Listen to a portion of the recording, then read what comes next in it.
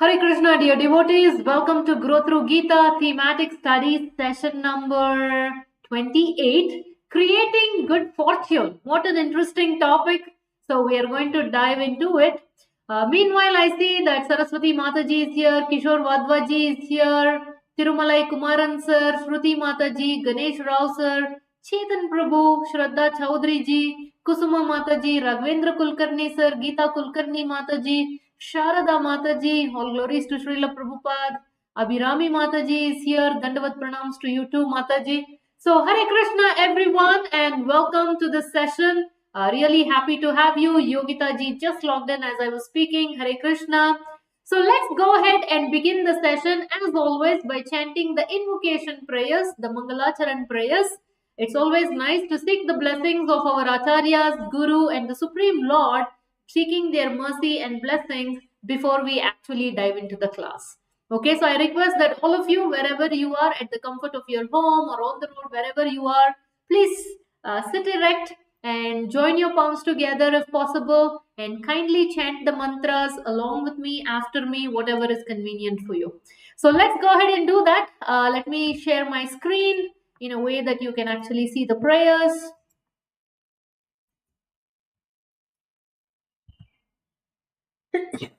Excuse me. Nama Om Vishnupadaya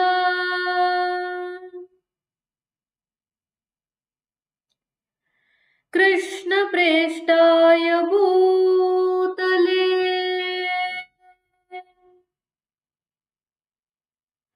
Srimate Bhakti Vedanta Swamin Nidhi Namine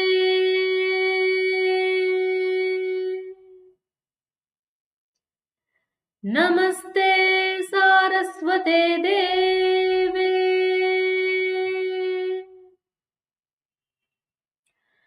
Gauravani Pracharine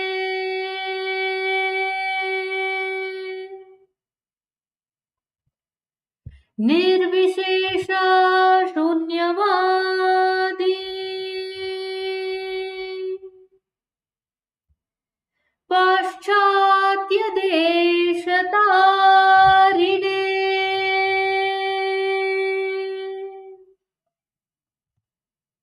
Jaya Shri Krishna Chaitanya Prabhu Nityananda Shri Advaita Gadadhara Shri Vasadi Gaura Bhakta Vrinda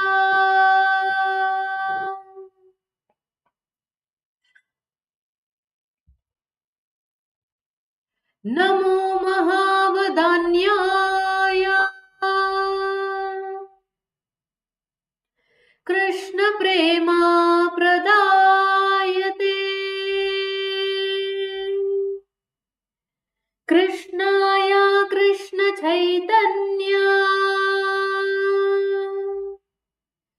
Namne Gauradvishe Namaha.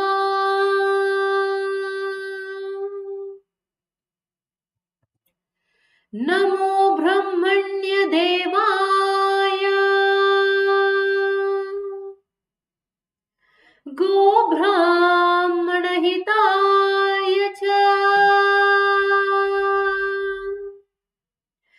Jagadditaya Krishnaya Govindaya Namo Namaha.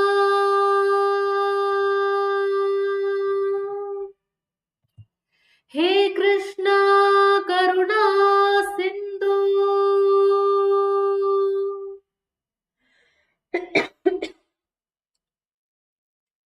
Deenabandho Jagatpate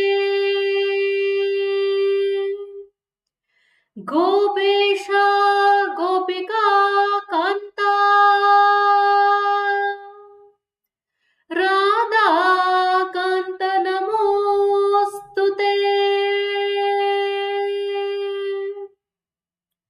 तप्त कांचन गौरांगी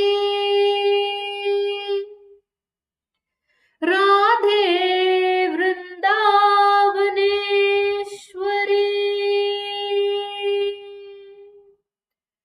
वृषभानुसुते देवी प्रणमामि हरिप्रिये वाञ्छाकल्पतरुभ्यश्च कृपा सिन्धुभ्य एव च पतितानां पावनेभ्यो वैष्णवेभ्यो नमो नमः.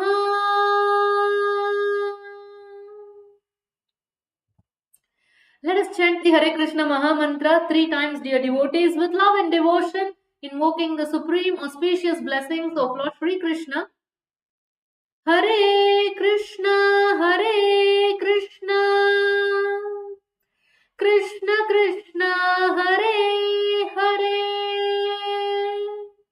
Hare Rama, Hare Rama, Rama Rama, Hare Hare, Hare Krishna, Hare Krishna, Krishna Krishna, Hare Hare, Hare Rama, Hare Rama, Rama Rama, Hare Hare. One more time, dear devotees. Hare Krishna, Hare Krishna,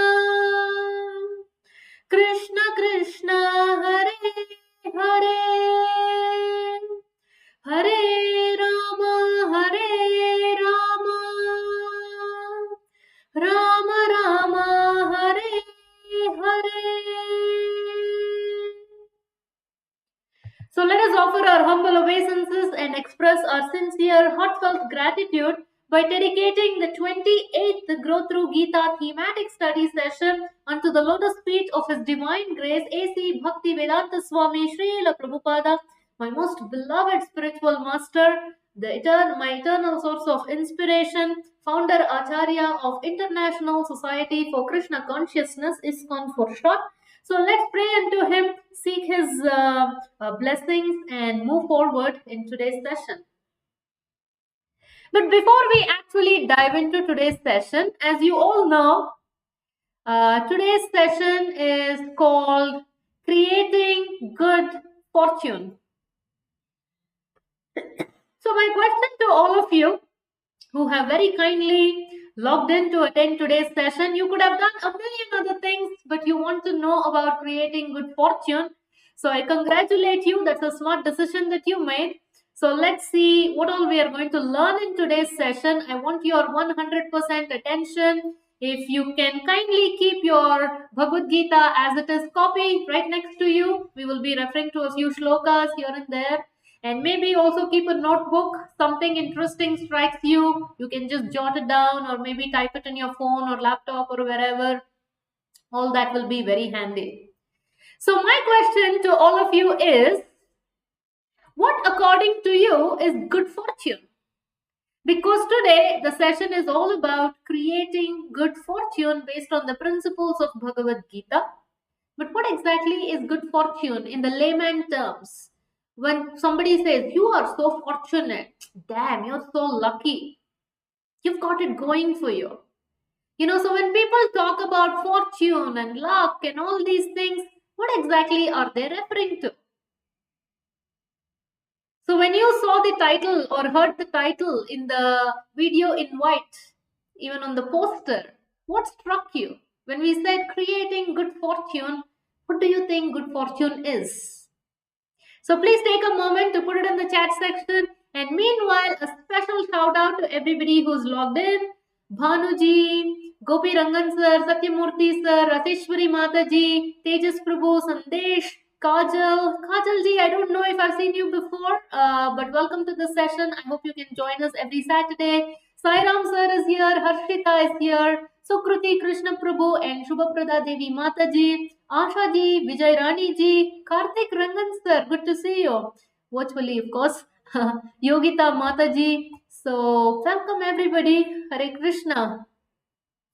Alright, Saraswati Mataji is saying, fortunate means to be blessed. What does it mean to be blessed?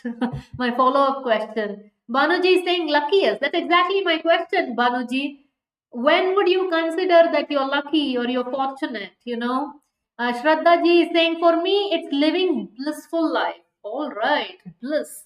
Sukruti Krishna Prabhu is saying, healthy, wealthy, and wise. All right. Chetan Prabhu is saying, having riches in all terms. Very nicely put, that being rich in every which way. All right. Abhi Mataji is saying, achieving my desires without troubles. All right, Abhi Mataji. Interesting answer. Achieving my desires without troubles. Raghvendra Kulkarni sir is saying, bhakti is most fortunate. All right. Prasad ji, Hare Krishna, welcome. Raseshwari Mataji is saying, getting true bhakti is being fortunate. Okay, but remember we said in layman terms also, not just from the devotional perspective. Yogita Mataji is saying, when good things happen to us, with God's grace, our things give fruitful results. All right. Pallavi Mataji is saying, when things happen in your favor. Nicely put, like that. Okay, very good. That's quite a diverse, wide variety of answers that all of you have put it out there. And I really like them. Quite a good variety, actually. Well, my dear devotee friends, in today's session, we are going to focus on primarily two things. One is this very cover page of Bhagavad Gita as it is. I hope all of you have a copy. If you don't, you definitely need to get one. Okay, soft copy and all is good, but you need to get a hard copy as well. And those of you who do have a copy of Bhagavad Gita as it is, but you have kept the book as it is, not good. You need to open it and study it. Okay, so get a copy of Bhagavad Gita as it is if you don't already have, and if you already have but are not studying it, just worshipping it, keeping in the puja room, or maybe it's on the shelf of your library somewhere, no, get it out and read it every day. Okay, so what we are going to focus is on just this cover page. Very, very, very important. So we are going to focus on the cover page, and the most important shloka that we are going to focus today is the very last shloka of Srimad Bhagavad Gita. Can all of you quickly put in the chat section how many shlokas are there in Bhagavad Gita? Quick.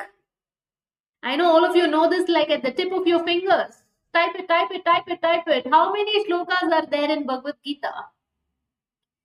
Quick, quick, quick. Let me see. Of course, there is a little bit of difference, time lag between me speaking and you hearing, but I want to see some answers. So, Sharada Mataji is saying, living a comfortable life is considered as good fortune. Soniji is saying, to be blessed means to be showered with all happiness by the divine. All right. Shantanu Prabhu, Hare Krishna. He's saying, we are not expected that result, but will get that is fortune. Oh, okay. You're not expecting that result, but still get it. That is fortune. All right. Leelavati ji, Hare Krishna. Wonderful. Everybody is saying 700. Raghvendra Kulkarni sir, you said 800. That's not right. It's 700. Very good. Very good. Kusuma ji is saying fortunate to be part of this session. Good answer, huh? Nice. So, of those 700 shlokas, the very last chapter, 18th chapter, how many shlokas are there in 18th chapter? You didn't know you were having a quiz today, did you? So the very last chapter, that's the 18th chapter, how many shlokas are there? Don't look at Bhagavad Gita. Come on, think from your memory, okay? Don't look into the book. Think out of your memory and tell me how many shlokas are there. Raseshwari Mataji, let's just stick to the questions being asked. Let's not spoil it for others. So please answer only the question that I am asking. Thank you. Shruti Mataji is saying 64. That's not right. Shraddha Mataji is saying 79. You're very, very close. But most of you are giving it right. It is 78 shlokas. Very good. So 18th chapter has 78 shlokas. The very last shloka of the last chapter, it's what we are going to focus on. What exactly is good fortune? Let's hear from Sanjaya, who is narrating what's happening on the battlefield of Kurukshetra live to Dhritarashtra back in Hastinapura. So the last few shlokas are actually spoken by Sanjaya, and this particular shloka, 18.78, is chanted by Sanjaya, but very, very important. Let's chant that shloka and let's go deep into that shloka. And maybe by making an attempt to go deep into that shloka, you and I can somewhat figure out today how to create our own good fortune. Of course, Arjuna was the most fortunate. Based on what he did, he had the guidance of Krishna. So maybe you and I also can get that good fortune. We will know how to create it. So let's chant the shloka. Okay, I'm going to share my screen. Sukruti Krishna Prabhu is saying checked in BG. All right, I'll let it go because you were very honest and you put it out here. So no problem. I'm glad that you checked and also gave the right answer. Thank you. Okay, let's dive into the shloka now. Requesting every one of you to very, very attentively, loudly, with love and devotion for Supreme Lord Krishna, please chant the shloka. Please, please, please. Okay? Yatra Yogeshwara Krishna. Please chant. Yatra Yogeshwara Krishna. Yatra Partho Dhanurdaraha. Yatra Partho Dhanurdaraha. Tatra Shrir Vijayo Bhutir. Tatra Shrir Vijayo Bhutir. Dhruva Nitirmatir Mama. Dhruva Nitirmatir Mama. All right, good job. Let's do 2 lines now. I will chant 2 lines and then you chant after me. Please pay attention to the pronunciation. Yatra Yogeshwara Krishno, Yatra Partho Dhanurdaraha. Tatra Shrir Vijayo Bhutir, Dhruva Nitirmatir Mama.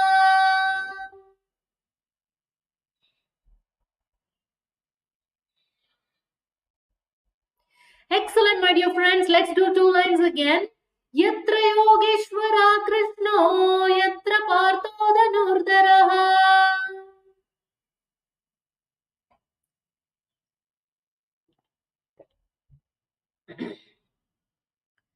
Tatra Shrir Vijayo Bhutir, Dhruva Nitirmatir Mama.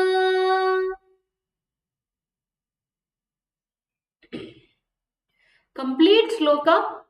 Yatra Yogeshwara Krishno, Yatra Partho Dhanurdaraha. Tatra Shrir Vijayo Bhutir, Dhruva Nitirmatir Mama.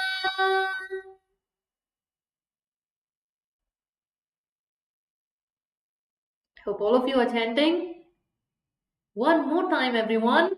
Yatra Yogeshwara Krishno, Yatra Partho Dhanurdaraha. Tatra Shrir Vijayo Bhutir, Dhruva Nitirmatir Mama.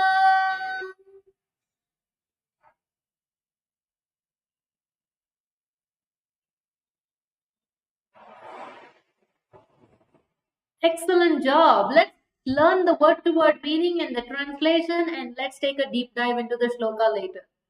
Yatra, where?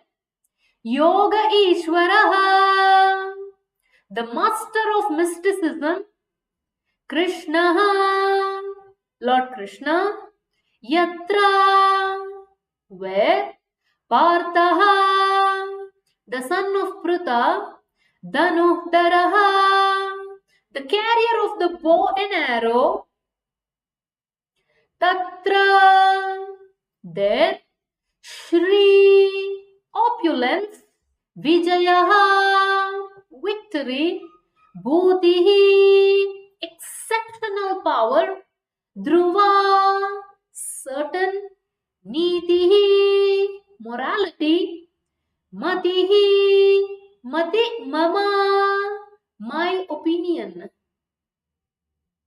Translation, kindly repeat. Wherever there is Krishna, the master of all mystics, and wherever there is Arjuna, the supreme archer, there will also certainly be opulence, victory, extraordinary power, and morality. That is my opinion. Let me quickly read that one more time. Please pay attention. Wherever there is Krishna, the master of all mystics, and wherever there is Arjuna, the supreme archer, there will also certainly be opulence, victory, extraordinary power, and morality. That is my opinion. Wow, what a shloka. My goodness. Most wonderful.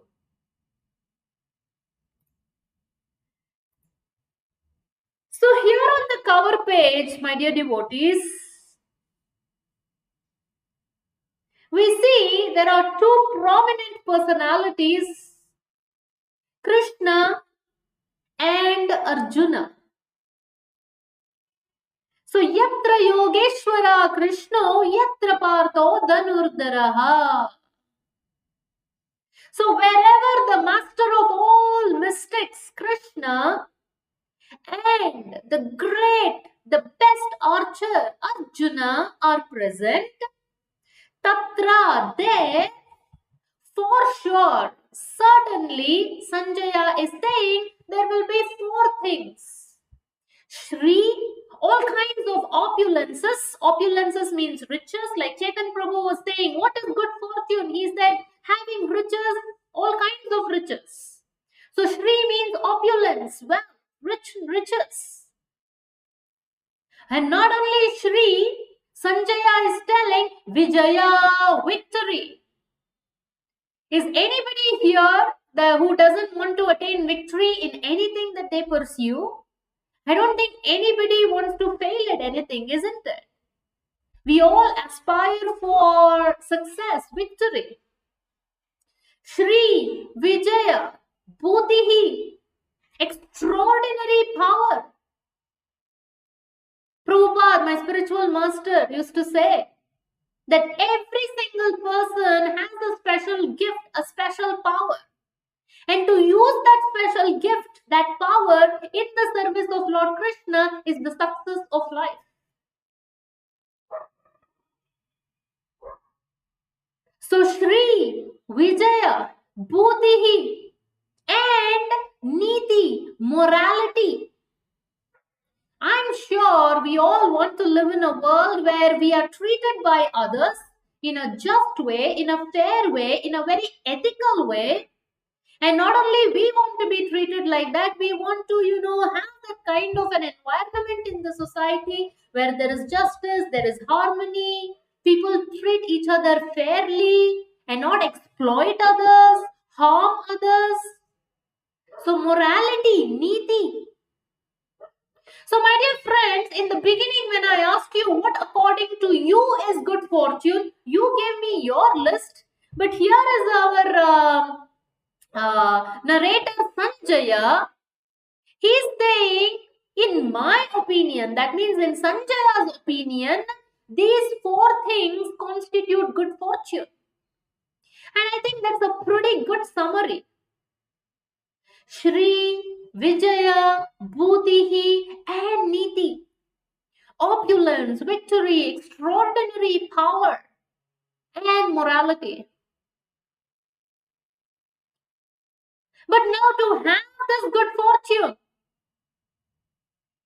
Chaitanya Prabhu is saying, so purifying to chant. Thank you, dear Gurudev Prabhupada. Absolutely, isn't it? It is so wonderful to chant. Now it's also going to be wonderful to understand the meaning and even more wonderful to apply the principles. And then we ourselves attain that good fortune by the mercy of Krishna and Prabhupada. How wonderful is that going to be? Tirumalai Kumaran sir is saying, thanks for making us chant, Mataji. It's my pleasure. Thank you for chanting. So Sanjaya is telling, in my opinion, this kind of a good fortune, all these four elements of good fortune will definitely, he's not saying maybe, alright? He's not telling there is a 50-50 chance of having this good fortune. He's not saying the probability is quite high. There is a 90% chance of you having this good fortune. No, he's saying certainly, Dhruva, for sure. 100%. But the first two lines he's saying, in order to have this good fortune, in order to attract and create this good fortune, the first two lines are extremely important. If you don't have what we know, what we are going to learn from the first two lines, then you're not going to have the last two lines, that is the good fortune. So what are those requirements? If we fulfill, then we can have this good fortune, okay? If you have this, then you'll get this. If you fulfill the requirement of what is there in the first two lines, then for sure, Dhruva, certainly you will have the good fortune mentioned in the third and fourth line, for sure. So let's find out what's given in the first two lines. Yatra Yogeshwara Krishna, Yatra Partho Dhanurdara. So there are two requirements. One requirement is wherever there is the master of all mysticism, Sri Krishna. And the other requirement is Yatra Partho Dhanurdara. Wherever there is Arjuna, and clearly here Arjuna very specifically is addressed by two names. Partha Dhanurdara. Partha indicates the great family lineage, the great parentage that Arjuna has. He's not coming from an ordinary family. He's not like a nobody. He's coming from the great Kuru Vamsha. He's Pandava. He's the son of the great Pandu. And even from the mother's side, Kunti Devi, what a woman, who is directly related to Krishna as the aunt of Krishna, and in terms of her tolerance and all the amazing noble qualities, Pruta. So Kunti Devi's prior name was Pruta, so the son of Pruta is Partha. So not only Arjuna had a great parentage, not only were his ancestors great, but he was great himself. In fact, Arjuna's greatness surpassed the greatness of his ancestors. In fact, it is said that the child should stand on the shoulders of his father or the shoulders of his parents. That means whatever the parents have achieved, the child should surpass that achievement and achieve more. And Arjuna fit that bill right in. Not only were his ancestors highly accomplished, Arjuna surpassed them in accomplishment by being Dhanurdaraha, the best archer in the world. No less. So when this combination of Yogeshwara Krishna and Partho Dhanurdaraha come together, definitely there will be Shri, Bhuti, Vijaya and Nitihi. Now we may ask, okay, Mataji, 5,000 years ago on the battlefield of Kurukshetra, Krishna was there, Arjuna was there, but what about me? An ordinary jiva living in Kali Yuga. Maybe somebody is a student, somebody is a homemaker, somebody is a business person, somebody is a professional.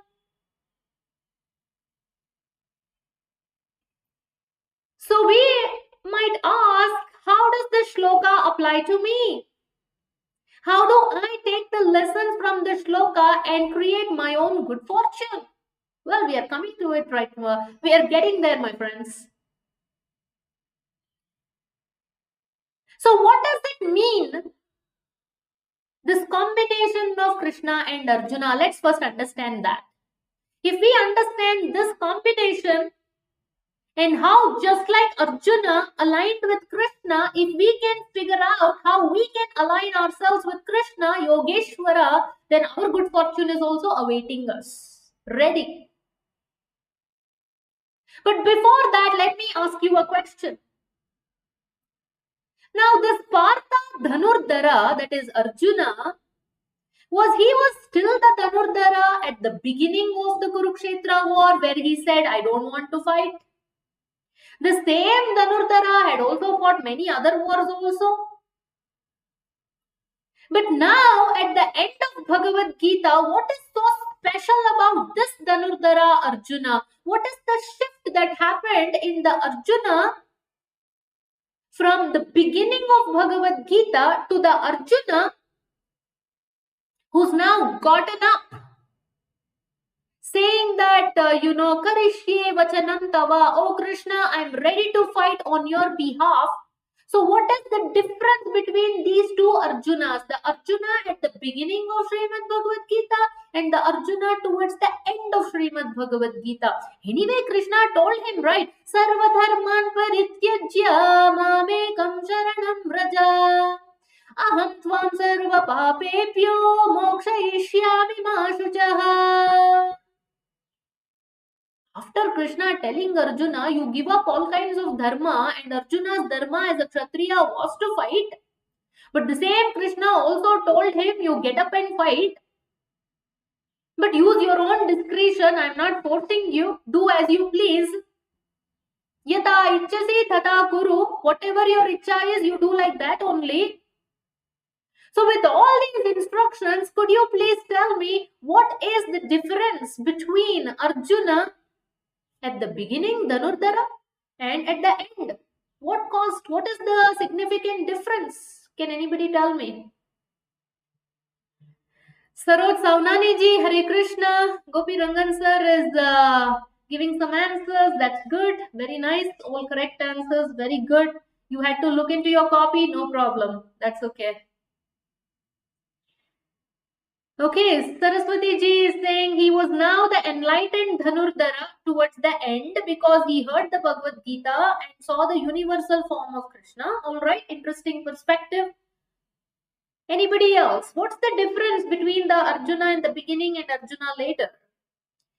Chetan Prabhu, his all doubts got cleared due to surrenderance unto Supreme Lord with which he got ready to fight the battle. Okay. Sharada Mataji is saying they are in BG. Bhagavad Gita brings good fortune. Arjuna was confused in the beginning. He acted just as how Krishna wanted him to. Sharada Mataji is very, very close to the answer I'm looking for. Sukruti Krishna Prabhu is saying first Arjuna was thinking of satisfying his senses. After BG, Arjuna decided to satisfy Krishna's desires and senses. Sukruti Krishna Prabhu, well done. He gave the right answer. Wonderful, Prabhu. Nailed it. Very good. Manikam Shanmugam sir, the effect of having listened to the Supreme Lord and surrendering him to him. Good answer. Super. Ganesh ji is saying he has completely surrendered to the Lord. But what does that surrender mean? Okay, surrender is great. But what does that mean? You have to be specific. Sandesh is saying Arjuna knows the absolute supreme truth at the end. Okay, that's right. But as a result of that, what did he do? Sandesh, think about that. Shruti Mataji is saying he had surrendered to Krishna. Yes, all of you are saying surrendered. But what does that surrender mean? Raghavendra Kulkarni sir is saying Krishna cleared all doubts to Arjuna. Great. Banuji is saying he is enlightened that he is the soul and not the body. He left bodily relations, karma, served Krishna from the Krishna's desires. Very good, Banuji, especially the last line what you said. Abhi Mataji is saying Arjuna was confused in the beginning. Now he is disciple of Krishna, surrendered unto him and doubts clear. Great. Very nice. Sukruti Krishna Prabhu, all glories to Srila Prabhupada. Jai. Shruti Mataji, he wanted to satisfy Krishna. Very good, Shruti Mataji. Good job. Good job. Yes. Sudev Prabhu, that is Sukruti Krishna Prabhu and Shruti Mataji nailed it. And couple of others came very close. So the difference is Arjuna in the beginning when he was doing his calculations, should I fight, should I not fight? It was all at the level of his own sense gratification. Oh, if I fight, then this will happen, that will happen. If I don't fight, then I don't have to kill my people, my swajana. As a result of that, I will not go through the grief of seeing them die. I don't have to go through the pain of killing them by myself. It was all based on what pleases him, Arjuna.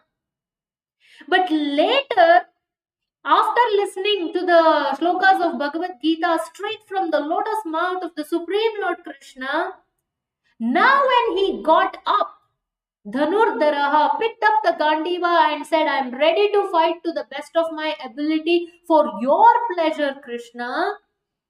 Now it didn't matter to Arjuna. Was he going to win the war? Was he going to die in the war? Will he have to kill Bhishma, Drona, or are they going to kill him? What is going to happen doesn't matter. What matters is he is a Kshatriya. His dharma is to fight. But more important than that, it is his duty to please, with his Kshatriya ability, fight the war to the best of his ability and please Krishna. So he puts away everything else aside. He's not concerned about life and death and victory and defeat, happiness and distress. Doesn't matter.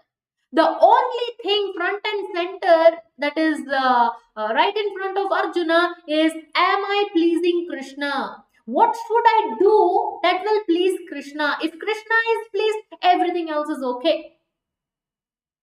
But if everything else is, as per my this thing, but Krishna is not pleased, then nothing is okay.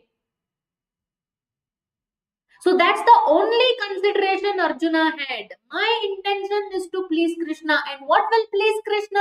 Krishna wants this war to happen. Krishna wants to annihilate all the evil people who have gathered here. And I want to be an instrument in the hands of Krishna, under the guidance of Krishna, and fight to the best of my ability. Nimitta matram bhavasavya sachin. Krishna told Arjuna, I have killed all these people already. Get up, become an instrument in my hands. So that's the difference.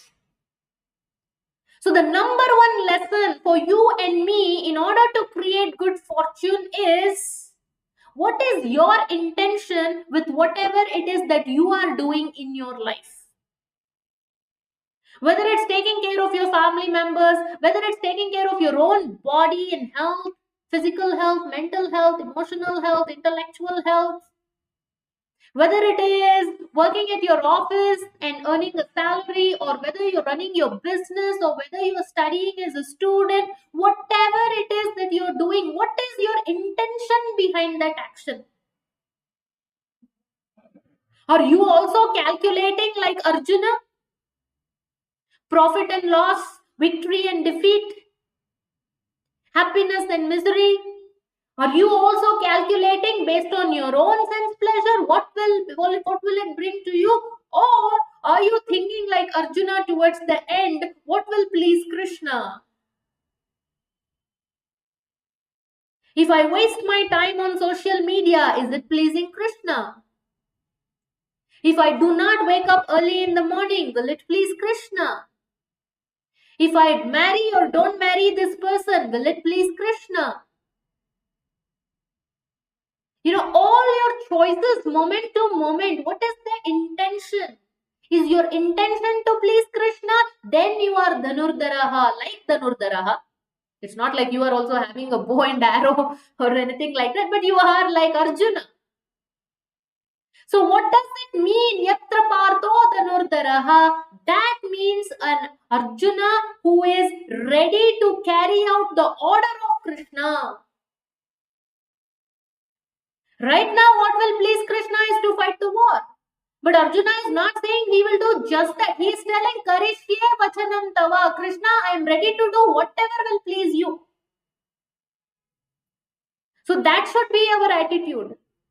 Willing to do anything that will please Guru and Krishna. Anything. So if we are also aligned with the order of Krishna and Guru, then we are also we are also like Arjuna. Number one. And number two, we all know this famous story. So Arjuna and Duryodhana went seeking the help of Krishna even before the Kurukshetra war began. They knew that the war was inevitable, it was going to happen. So both Pandavas and Kauravas were going around and seeking, alliances in the war. And Dwaraka, run by Krishna, was a very powerful kingdom. So they both went to seek the help. We all know the story. I'll not go into the details. So when Krishna gave the choice between him and his army, Narayani Sena, one Akshauhini of Narayani Sena, because Arjuna was younger than Duryodhana, and plus it is Arjuna who Krishna saw first, although both had arrived and they were sitting there waiting for Krishna to wake up. Krishna said, Arjuna, you first choose. Duryodhana was very disheartened with this. But then Arjuna, without missing a heartbeat, instantaneously he said, Krishna, I am choosing you. What will I do with your Sena without you? I want you. And Duryodhana is having a LOL moment internally, but externally he's acting like, oh well, what can I do? He's already chosen you, so obviously I'll have to settle for the Narayani Sena. But internally he's thinking, what a fool. Arjuna, he just took Krishna. What will Krishna do? And Krishna has already said he will not even lift a weapon. That means he's not going to fight. So Duryodhana was thinking that Arjuna was being foolish. And he was being very intelligent in choosing the army. So, my dear friends, lesson number 2 is when we have the choice between Krishna and Krishna's energy, who are we choosing on a day-to-day basis? So there was Krishna and Krishna's energy, the Narayani Sena. Dhanurdhara Arjuna immediately chose Krishna, whereas Duryodhana chose material energy, Krishna's energy. So what it means to be a Dhanurdhara means moment to moment, day to day in our life choices that we are making, who are we choosing, Krishna or Krishna's energy, Maya? And Duryodhana, this was his life thing, right? He fought his whole life to protect and preserve his false ego. Always material calculations.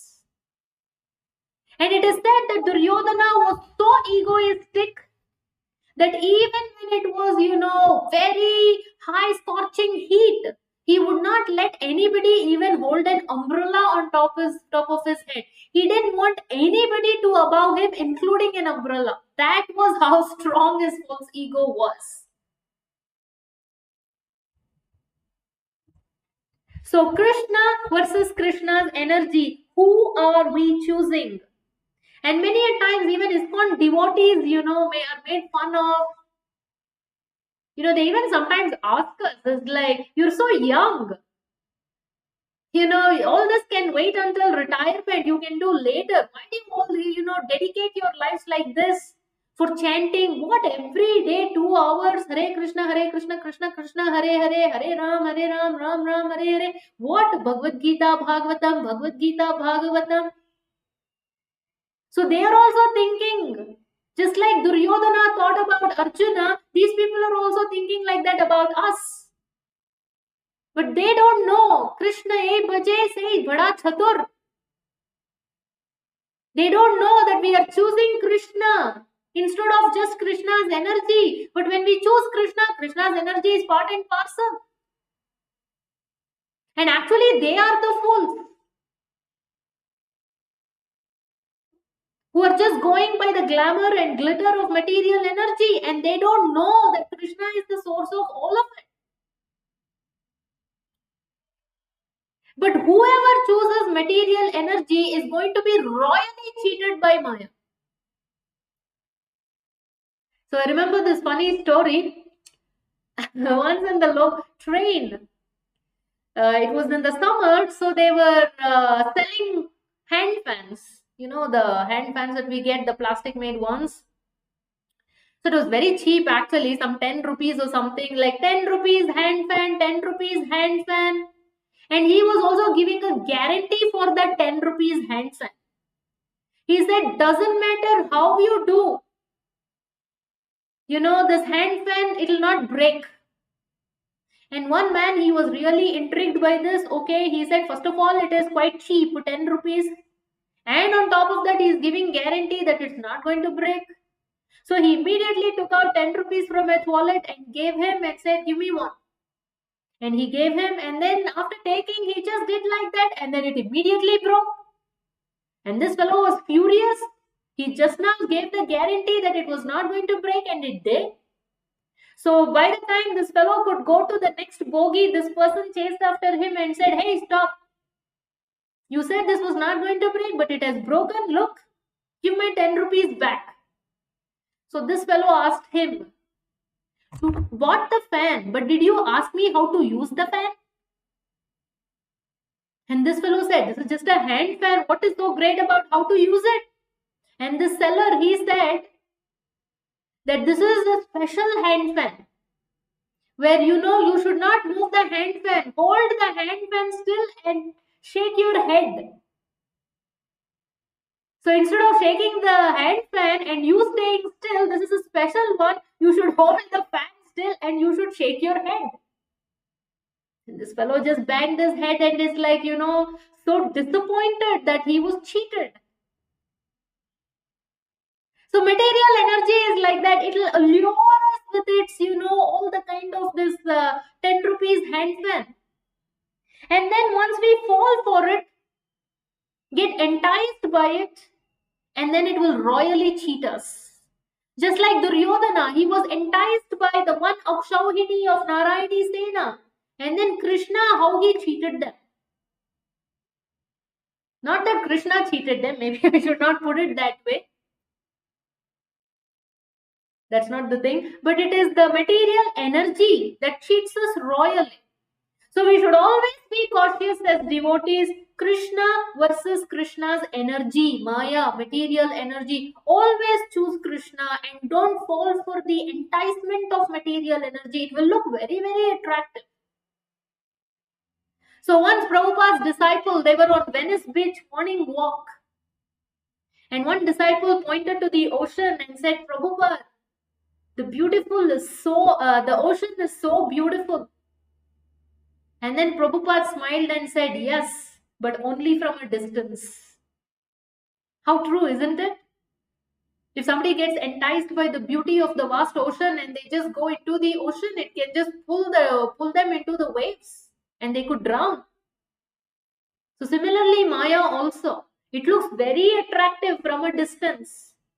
But if we get allured and go closer and closer and closer, Maya is going to thoroughly cheat us. So don't fall trap. So this is point number 2. So number 1, we said, what does it mean to be a Dhanurdhara? Arjuna at the end of Bhagavad Gita, what is the shift in his consciousness? He's aligned his plan with Krishna's plan. And number 2, we are constantly having to choose between Krishna and Krishna's energy. Always go for Krishna. And also number 3, service attitude. We are all having these upadhis because of our false ego. I am such and such. These are my qualifications. I am this. I am that. I am so and so.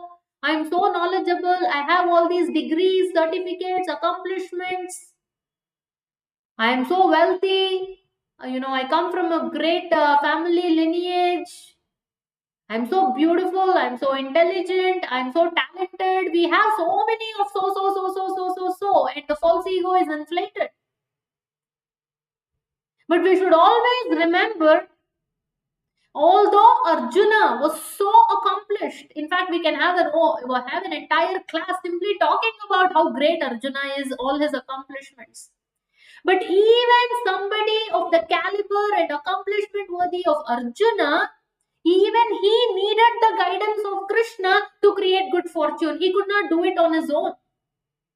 Even that great Arjuna, in chapter 2, the same Sanjaya who is telling Yatra Yogeshwara Krishna,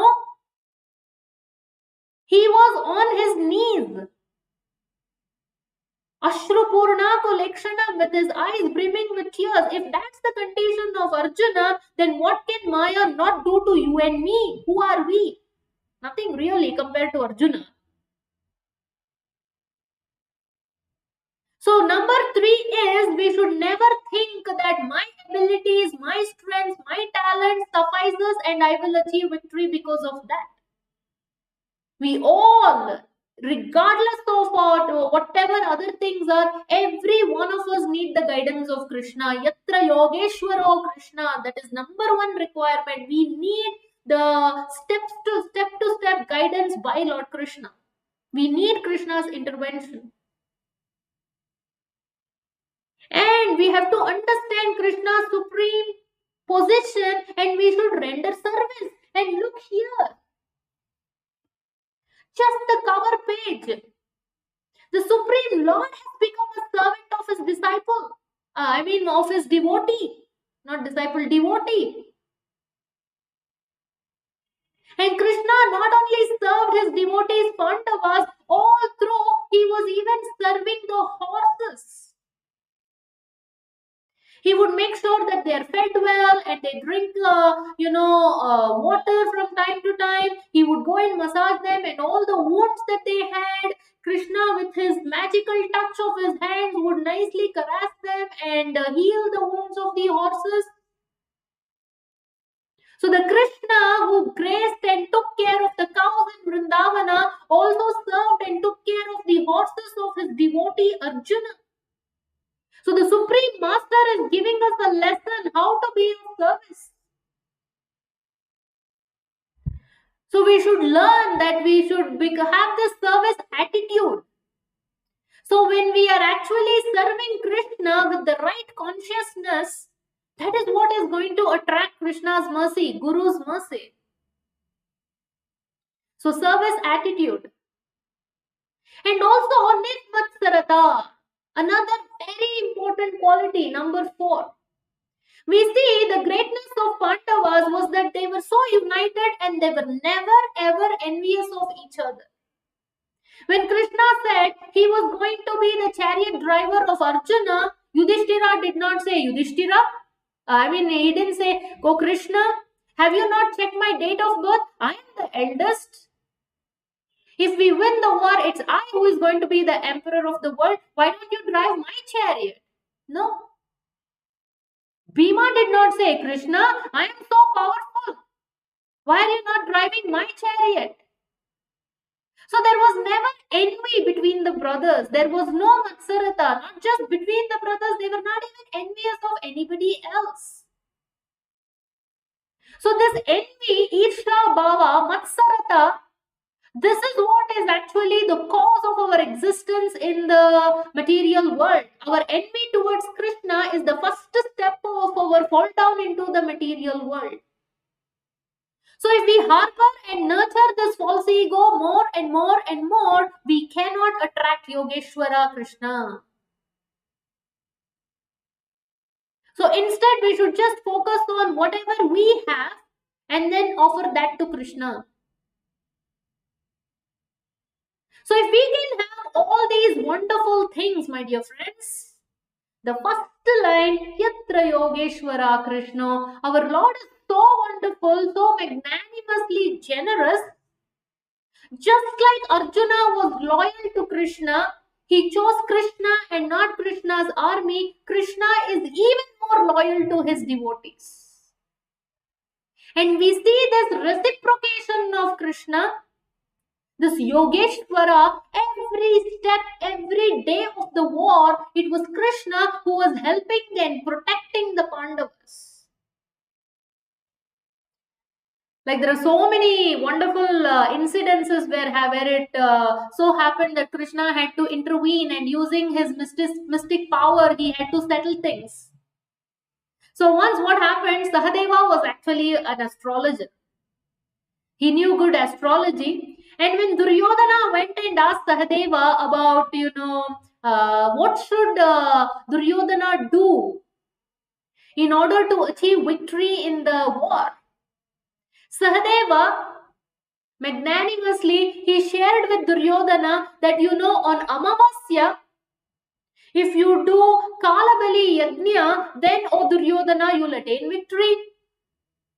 And this news went to Krishna, and Krishna is telling, why, Pandavas, why? Why do you have to reveal all these secrets to Duryodhana?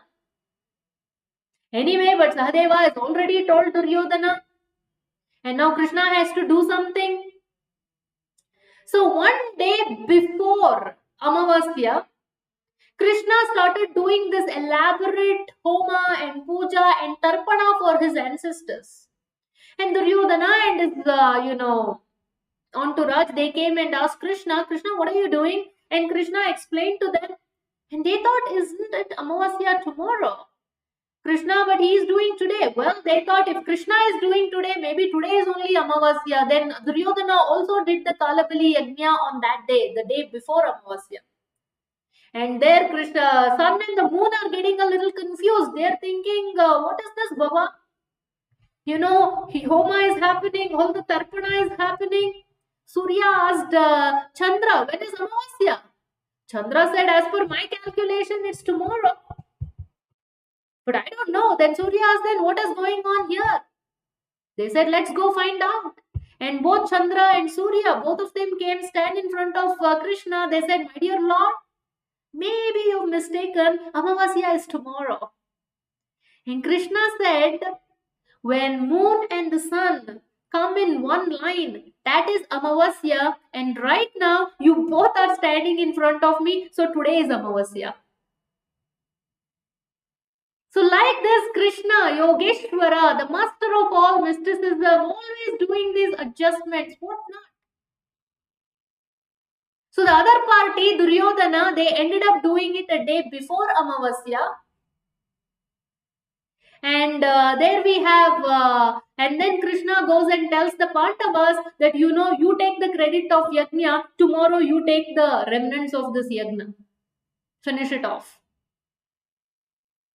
So there are so many instances like this where Krishna has intervened. Whether it was in Jayadratha's case, whether it was bringing Shikandi in front of, Bhishma to kill Bhishma, and whether it was the incident where Karna almost had killed Yudhishthira and there was a tiff between Arjuna and Yudhishthira, whether it was in killing Dronacharya by encouraging and instructing Yudhishthira to tell that, so-called lie about Ashwatthama's death. Every step. It was Krishna who was guiding Yogeshwara, the master of all mysticism. So, and we see this in the example of so many other devotees, just like he jumped out of the pillar in order to protect Prahalada.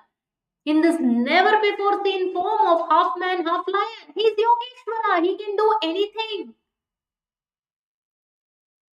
So if Krishna, the master of all mysticism, can do such amazing things for the Pandavas, can do such amazing things for Prahalada, for Dhruva, for Bali Maharaj, for Gajendra, for so many devotees, will he not do it for you and me?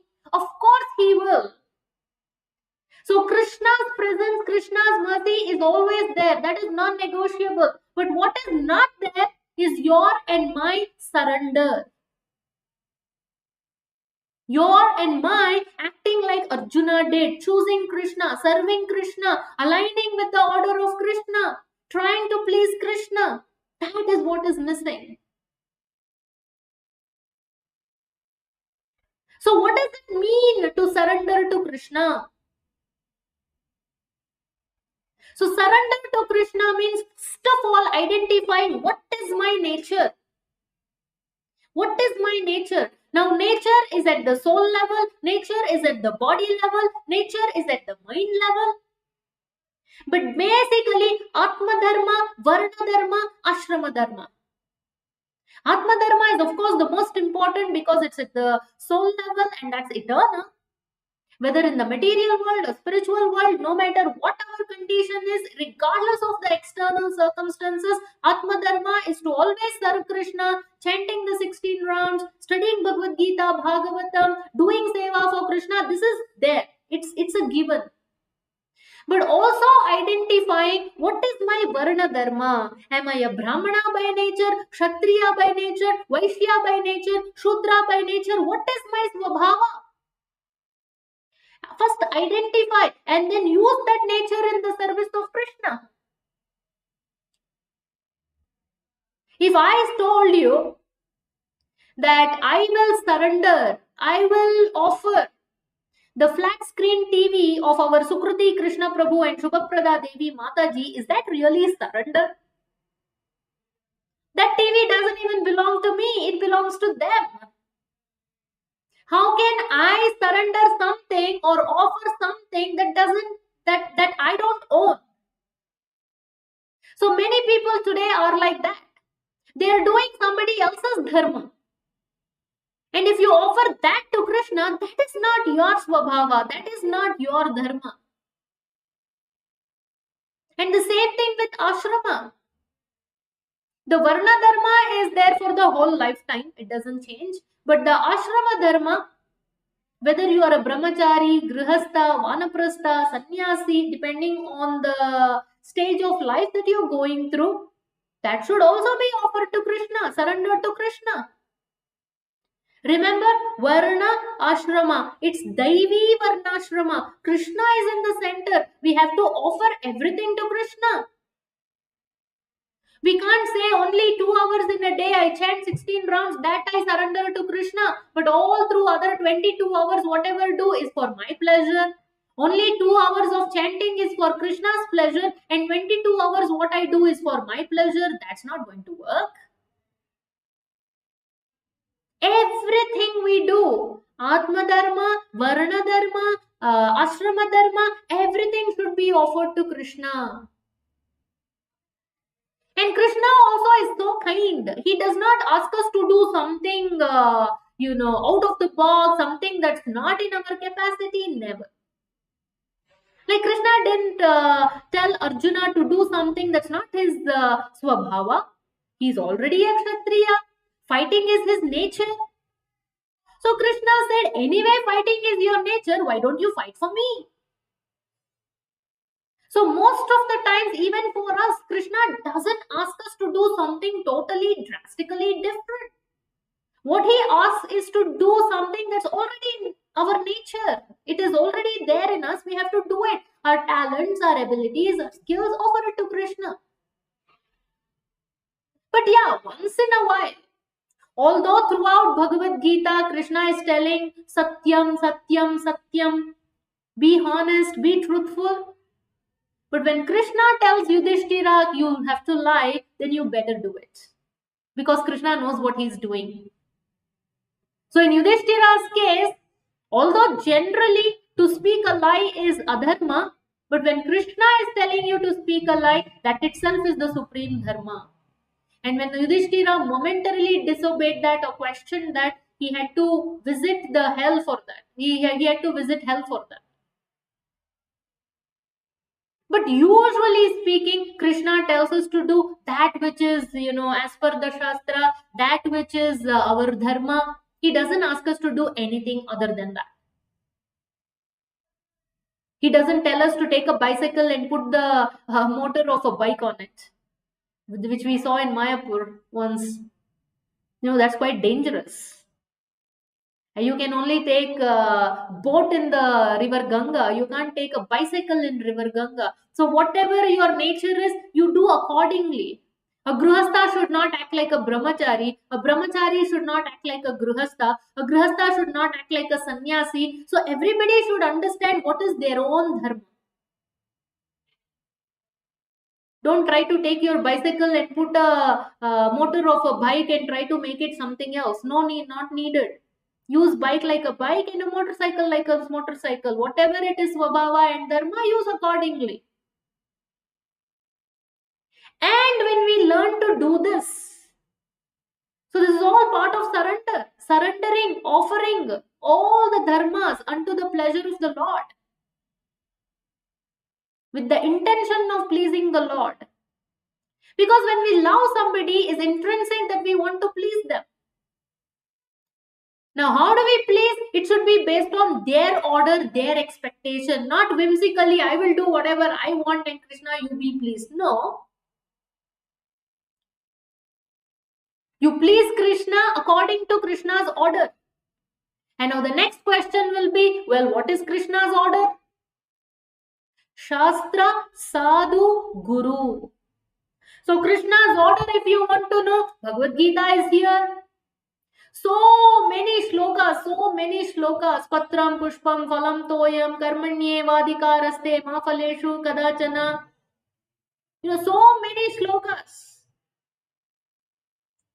Dehinosmin yata dehe kaumaram yavanam jara manmana bhava madbhakto. These are all principles. So we can use these. These are orders of Krishna. How to do, how to live, how not to live, what to do, what not to do.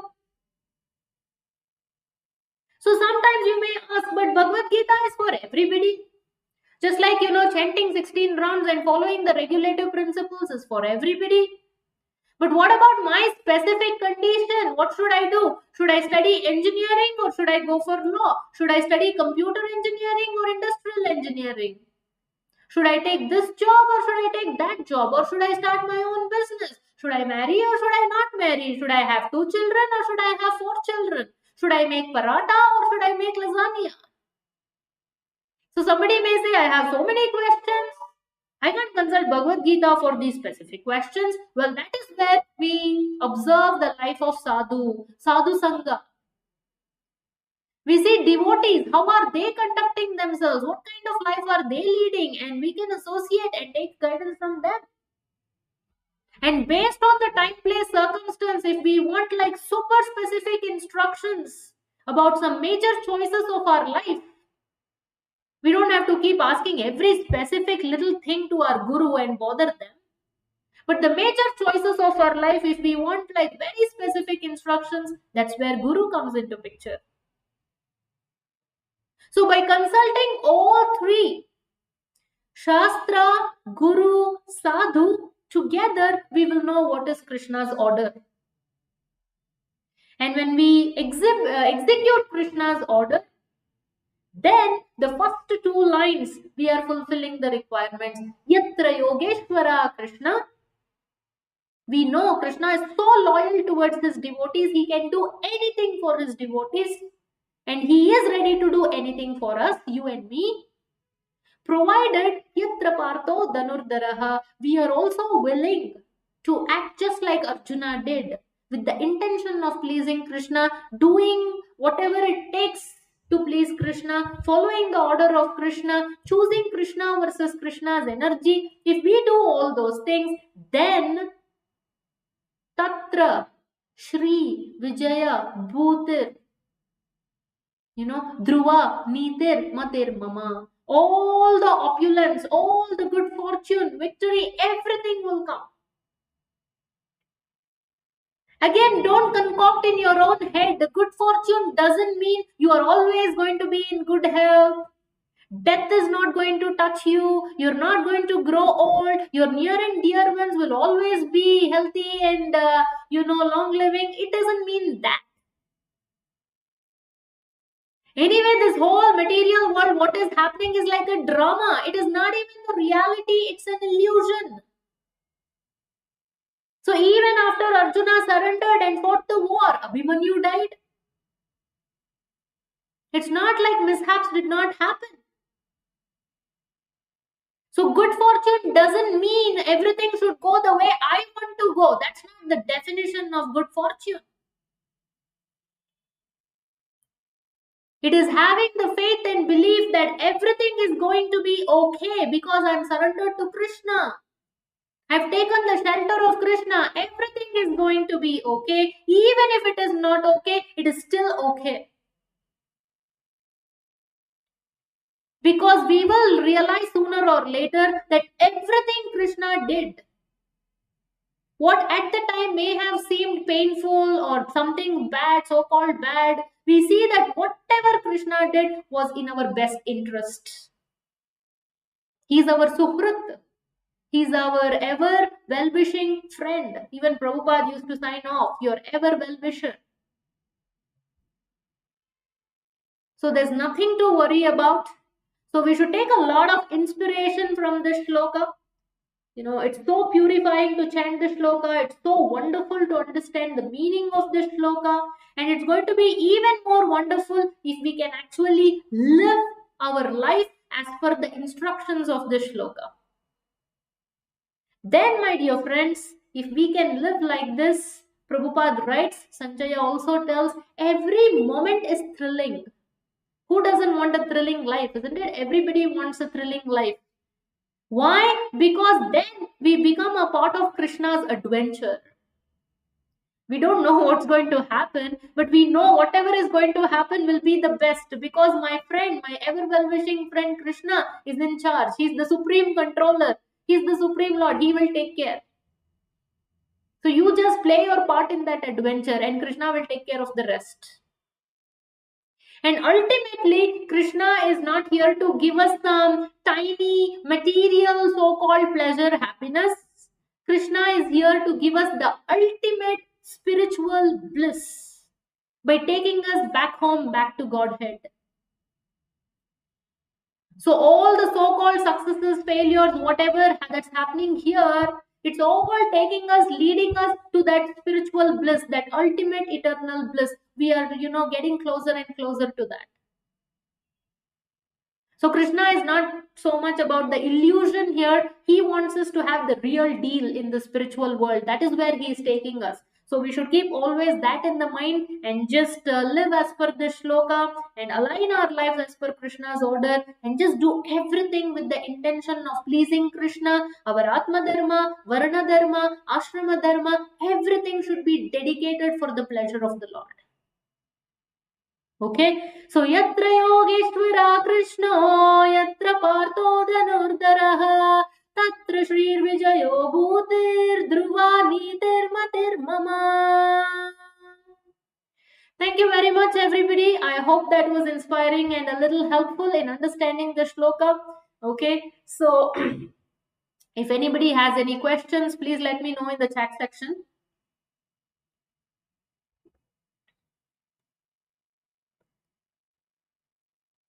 Rita Hemdev is chanting the Hare Krishna Maha Mantra. That's nice.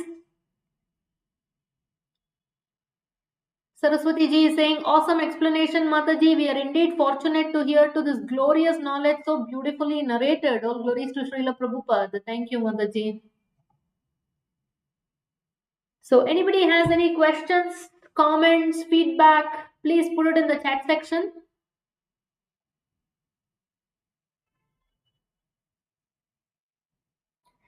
So we've talked about many points today. I hope you were able to jot down a few so you can always go back and revisit them. You can use this like a GPS to guide your life. In fact, I have my own notes in front of me, and there are some notes, that even I go back and refer to get that dose of inspiration to reset my compass in life and make sure that I'm doing the right thing and heading in the right direction. And actually, we will see that when we are living our life like this, no matter what is happening externally, success or failure, happiness or distress or whatever, if we are living according to this shloka, internally we will have peace, joy, clarity, that complete contentment, satisfaction. So when you're feeling these, and also a good indication that when you, how to know that if you are really living as per this shloka, If all the qualities that are mentioned in chapter 12, shlokas 12 to 20, shlokas 13 to 20, Bhaktashtakam, 8 shlokas, all those qualities, if it's manifesting in you. In chapter 2, the Sthita Prajna section, 2.54 to 2.72, if those qualities are manifesting in you, like that, there are pockets here and there. In 14th chapter, there are towards the end some 4 shlokas where Krishna is talking about those qualities. So if these qualities, santushtaha satatam yogi, those qualities, if all these things are manifesting in our character, in our heart, then automatically we know that what you're doing is right. But if these amazing qualities are not developing in us, if we are feeling agitated, we are feeling confused, just like Arjuna did in the beginning, and instead of feeling joy, we are feeling miserable. Instead of feeling peace, we are always perturbed. Then we know that we are not actually leading our life based on this particular shloka's instructions. So we ourselves can test if we are really leading our life based on the shloka or not. Okay, Sharada Mataji is saying, awesome, awesome, awesome. Thank you so much, Aradhana, for opening my eyes. Very, very inspiring. Thank you, Mataji. I'm very happy to know. Tirumalai Kumaran sir is saying, what a deep dive, Mataji. Whole session on one shloka. Fortunate we are indeed. Thank you, Mataji. You're very welcome, Prabhu. All glories to Srila Prabhupada. Thank you. Sukruti Krishna Prabhu is saying, transcendental session. Thank you, Prabhu. Hari Bol. Yogita Mataji is saying, very blissful session, Mataji. This is our good fortune that we are able to attend it. Thank you. You're so kind. Abhi Mataji, wonderful talk, Mataji. Kudos to you. Looking forward to hear and learn more from your future classes. Hari Bol. Thank you, Abhi Mataji. Sukruti Krishna Prabhu, how to figure out Varna Dharma? Please guide. So, Prabhu, we actually will do a deep dive on Varna Dharma also. So, that's a good point. Many people ask me this, and this is not easily available also, but I have done quite a bit of work in this area to educate myself and then share it with others. So definitely we'll take a deep dive in terms of Varna Dharma also, identifying what is our nature and what are these 4: Brahmana, Kshatriya, Vaishya, Shudra, how to understand it in a contemporary way that is relevant for today's life. So we'll do a deep dive on that also. I think that will be very helpful. Okay, so let's plan that sometime in the future, Krishna Prabhupada willing. Thank you, Prabhu, for bringing that up. Shruti Mataji is saying, thank you, Mataji. You make us understand so nicely that our life is only for the satisfaction of Krishna. It actually makes us happy from inside. That's exactly what we need. Happiness from inside. Thank you, Shruti ji. Sharada Mataji is saying, this learning is the real fortune. Jai Srila Prabhupada. Jai Srila Prabhupada. Sandesh is saying, Hari Bol, thank you very much for the marvelous, amazing session. Thank you, Sandesh. You're so regularly coming for all the sessions, huh? Very impressed. Good. Sudev Prabhu is saying, already guided Guru, Sadhu and Shastra. Thank you. You're welcome, Prabhu. Leelavati ji is saying, thank you, Mataji. You're welcome. Vijay Rani Mataji is saying, we are fortunate to be in your class. Thank you so much, Mataji. Well, we are all fortunate to be under the guidance of Srila Prabhupada. So thank you very much, everyone.